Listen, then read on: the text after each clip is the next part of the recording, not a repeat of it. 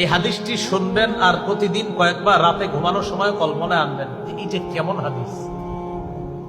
ক্বালা রাসূলুল্লাহ সাল্লাল্লাহু আলাইহি ওয়াসাল্লাম, নবীজি বলেন, তুহশারুনা হুফাতান উরাতান গুরলা,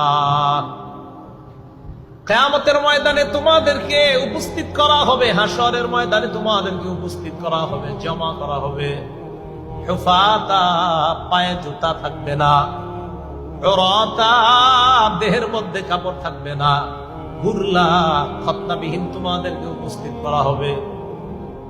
আম্মা জান আয়েশা সিদ্দিকা রাদিয়াল্লাহু তাআলা আনহা বলেন, কুলতু ইয়া রাসূলুল্লাহ আর-রিজাল ওয়ান-নিসা ইয়ানজুর বা'দুহুম ইলা বা'দ, ইয়া রাসূলুল্লাহ, নারী পুরুষ সবাই তো কিয়ামতের ময়দানে দাঁড়াবে, যদি পরনে কাপড় না থাকে, উলঙ্গ থাকে, একজন আরেকজনের দিকে তাকাবে, এই ব্যাপারটা তো লজ্জাকর বিষয়।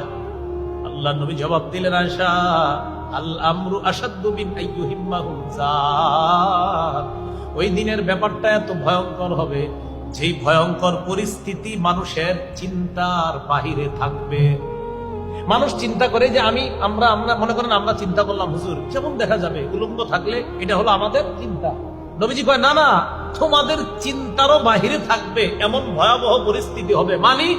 এত ভয়ঙ্কর পরিস্থিতি হবে যে তোমরা তো এখন চিন্তা করতেছো একজন আরেকজনের দিকে কিভাবে তাকাবো, আরে সেদিন তো পেরেশানির কারণে পাশের জন কি উলঙ্গ আছে কিনা এটা দেখার সময় পাবা না।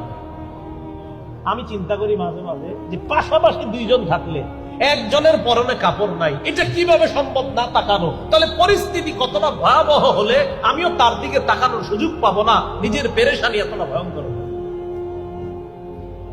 নবীজি বলে, আয়েশা, তোমাদের চিন্তার চেয়েও আরো ভয়ঙ্কর বিষয়টা কিয়ামতের মাঠ। কি তাকাবে আরেকজনের?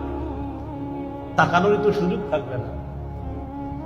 হ্যাঁ, পরে আস্তে ধীরে কাপড়ও পরানো হবে, ইব্রাহিম নবীর মাধ্যমে আবার কাপড় পরানো শুরু হবে। তো যাই হোক, কিয়ামতের ময়দানে এইভাবে উপস্থিত করা